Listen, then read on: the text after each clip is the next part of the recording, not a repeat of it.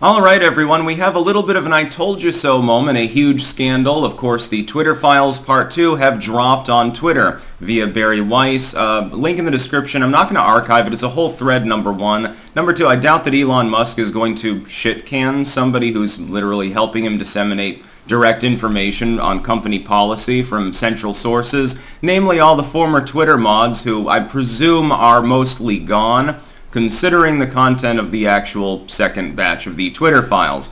These are internal documents, internal messages and so forth. These are high level, and they're very, very interesting. It evinces a point that I've been making for years, and others have definitely made too. And whenever we brought it up, we were called either conspiracy theorists or it's sour grapes. Hey Sticks, the reason why you're not growing so fast on this platform isn't because they're shadow banning you, it's because you lack talent. You've grown stale or boring or something. And I tried pointing out at the time that if you've studied anything about statistics, or about history, by the way, for that matter, you would understand that if you're active on a dozen different sites and you're soaring on ahead on 11 of them, and only on one site all of a sudden the bottom drops out and you're barely making any headway, it's probably a change to the site as opposed to a change to the user or the engagement thereupon. If I'm soaring on ahead on Rumble, I'm growing on BitChute and Odyssey, I'm growing even on Daily Motion back then, and all of a sudden the YouTube subscriber rate goes from 200-300 people a day to 2 or 3 people a day, it's probably a change with YouTube. It's probably not a change with me, especially if no visible change has been made. We now have proof that at least in Twitter's case, and they are not the only site that does this, I'll elaborate, there was shadow banning going on until recently. Employees would create naughty lists of people that were not allowed to trend. Their tweets were deboosted effectively, no matter what their engagement level was, no matter how many followers they had. So, for example, Dan Bongino is listed here explicitly. And I guarantee that I'm on that list. I would love for them to release the actual naughty list. I guarantee that my account will be listed there. I was shadow banned on Twitter. Again, there's a reason why engagement suddenly goes through the roof and goes back to where it was when I was first on the platform, as opposed to that lull, that like 3-year-long period of the shadow ban being in effect. I've been on naughty lists before. I was listed multiple times on the extreme influencers list that they were concocting with some of those Craptovoid groups. You'll remember when they first released that, I think it was 2017, that the map of the interconnection of different influencers related to extremism, which includes libertarianism, of course, according to these people. I was one of the main nodes actually on that list. Wish I still had the image. Maybe somebody else can help me out. If you remember that original report from like 2017 or 18, get that to me because I'd like to study it further. I'm wondering how big my hate node is these days. So they created a naughty list. Bongino was on it. Bongino has a huge audience, a huge reach, not just on Twitter but other platforms, got his own show, etc., etc. But even if he had 1 million people engage with his tweet and everyone's retweeting it, putting out the hash, it should be trending. It's, far on ahead of much of the other content on the site. It should be a trending thing. They could instantaneously deboost it and keep it off trending even if it was technically viral, even if it was trending. They did this for medical misinformation, Hong Kong. They did this for pedestrian political takes. They did this for inconvenient topics. Hunter Biden's laptop definitely plays a role here. Now here's the further analysis. What I see here is disturbing.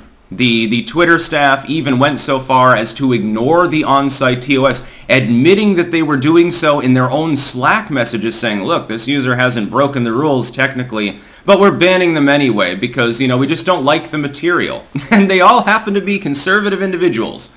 Very, very interesting, by the way. So people who are who are libertarian or something, they're a bit less on the MAGA edge or so. I guess we just got shadow banned. Some people got outright shit canned simply because of their opinions, with the moderators literally ignoring the TOS on the site itself. Can you say there was a reason why Jack Dorsey decided to cut himself loose from this fucking sinking ship? Now Elon Musk is patching the holes. Thankfully all the rats are already swimming around in the water, unable to get back aboard, I suppose. Good time had by all. Twitter is definitely improving under his leadership. He's starting to grow on me. As someone who is not part of the Elon Musk worship cult, I'll give him a 9 out of 10 so far. I just wish he would unban Alex Jones. Come on, dude. Be a bro. Here's the thing. Goes further than Twitter. So far, this doesn't even touch on the government involvement either yet, although you can guarantee it was involved. Some friendly FBI middle management consultant shows up to talk to the Twitter staff and says, look, you boys are doing a good job, or users are doing a good job, rather. Of course, it's in San Francisco. It's where it's based. Users are doing a good job, but we've got a couple of problems here. See, I've seen these accounts, and it's becoming a little bit diplomatically untenable. This person's spreading lies about the FBI. This person is saying mean things about the administration, whatever. Hey, maybe you can solve this for me. Hey, I'll buy you a coffee. I'll buy you some avocado toast. It's expensive. So, you're living 4 people to a room and you get fucking 6-figure salaries. You can take all the help you can get. I guarantee that happened, but it goes further. Do you not think that other platforms don't do the exact same thing? Do you think that this is a one-off where Twitter is the only one that was approached by government officials, instituted a shadow banning system in the name of fighting disinfo or fighting extremism? Exactly the kind of situation, easily misused, that we were warning about as content creators now for more than a decade. We were right about Twitter. I guarantee that we're right about YouTube doing the same thing. That's a guarantee. I've experienced it personally. I am aware that I am on a naughty list somewhere that keeps me from gaining as many subscribers and as much reach as I was before. It is a guarantee. It's not a speculation. It's a gnosis. Just to be clear, they have the same system. Meta does the same thing, although it's Meta. Who gives a fucking shit? Yeah, we deboosted this 70-year-old grandma for talking about the benefits of unpasteurized milk. That's basically the sum and substance of what's on Facebook these days. By the way, it's not Facebook anymore at all. They've rolled it up completely into Meta. So, by the way, they've managed to take the timeline change and make it 10 times more convoluted and annoying and confusing. And the site's non-functional now. There's literally no reason at this point to use it. Guarantee the app stores, the duopoly, Apple and Google, they engage in the same behavior. About the only ones now that aren't apparently doing that, Amazon, which is hilarious, never had a problem with them, and Twitter, newly under Elon Musk's leadership, and then of course the new tech sites. So if you want your video to go viral, now you have to use Rumble or BitChute or something. You can't do it on YouTube unless you've gotten a contract or you're a priority creator. That's a few 100,000 people on the site tops that have been handpicked by YouTube to disseminate all the info. Everyone else is shoved to the corner. Twitter was doing that. We now have proof they were doing that. So fuck you, we were right. We content creators that bitched about it, we're not sour grapes. We didn't lose our edge. We didn't become boring. We're not conspiracy theorists. We've got it now from the leader of the company itself divulging internal Slack conversations and internal memos that it did indeed happen.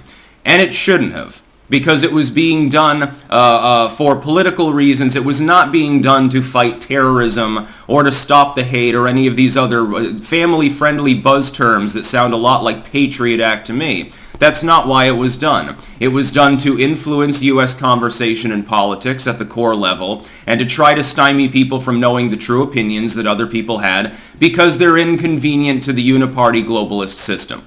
That's the long and short of it. I can't wait for batch number 3. I remember all of the leftoids when Elon Musk said tomorrow we'll have part 2. And then a few days later, you still didn't have part 2 because, the FBI-linked lawyer decided to flee the company as well to escape retribution for his various misdemeanors and high crimes. I remember a lot of leftoid activists saying, well, this nothing burger passed quickly. Yeah, probably won't even be a part 2. Oh boy, were you wrong. See, now we're fighting you on an even keel, Jeff Tiedrick and Matt Binder and all of you other fucking morons. We're fighting you on an even keel now, at least on one more platform. So enjoy getting completely outflanked by people who were always more verbose, more rhetorically gifted, and far more intelligent than you. That's about all. Peace out.